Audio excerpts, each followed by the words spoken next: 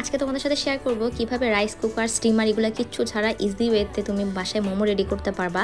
তো মোমো তো বানানোটা ইজি, বাট স্টিম করাটা একটু প্যারা হয়ে যায়, ওইটাই তোমাদেরকে দেখাবো। আমার মোমোগুলো দেখতে জঘন্য হয়েছে, প্লিজ অ্যাভয়েড ইট, বাট খাইতে আসলে অনেক মজা হয়েছিল।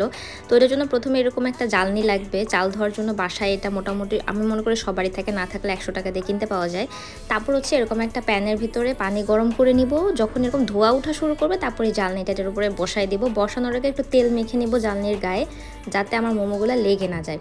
তারপর ভালো করে সেট করার পরে মোমোগুলো বসায় দিয়ে জাস্ট ঢাকনাটা দিয়ে দিব, অ্যান্ড তোমার কাজ শেষ। এখানে আর কোনো প্যারা নাই, মোমো দেখবা 5 থেকে 7 মিনিটের মধ্যে রেডি হয়ে সুন্দর মতন বের হয়ে আসবে। আর ততক্ষণে মোমো স্টিম হচ্ছে, আমি আমার মোমো সসটা রেডি করব। প্রথমে টমেটো সস দিয়ে দিচ্ছি বেশি করে, তারপর ওটার মধ্যে আমি দিব সয়া সস, এরপরে দিব আমি চিলি সস। চিলি সসটা হচ্ছে যার যার ঝালের টেস্ট লেভেল অনুসারে আর কি, যদি বেশি স্পাইসি পছন্দ করো। দেন দিব বেশি করে সেসামি সিডস বা সাদা তিল যেটা আর কি, এটাতে সসটা অনেক মজা লাগে।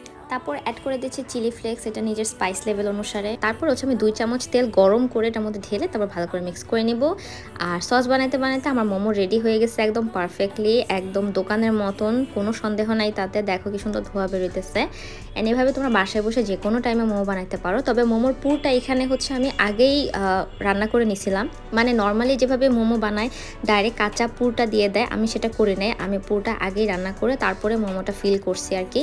সো আমার এই প্রসেসে মোমো আর মোমো সস রেডি করে কিন্তু অবশ্যই আমাকে কমেন্ট সেকশনে কমেন্ট করে জানাবা যে খাইতে কেমন লাগছে আর তোমাদের এক্সপিরিয়েন্সও কেমন ছিল।